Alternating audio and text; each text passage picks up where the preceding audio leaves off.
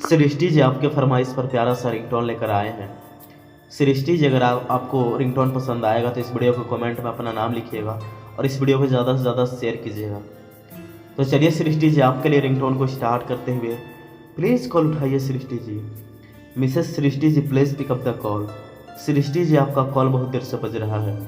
कोई आपको बार बार कॉल किया जा रहा है पर आप कॉल नहीं उठा पा रहे हैं। Mrs Srishti, please pick up the call.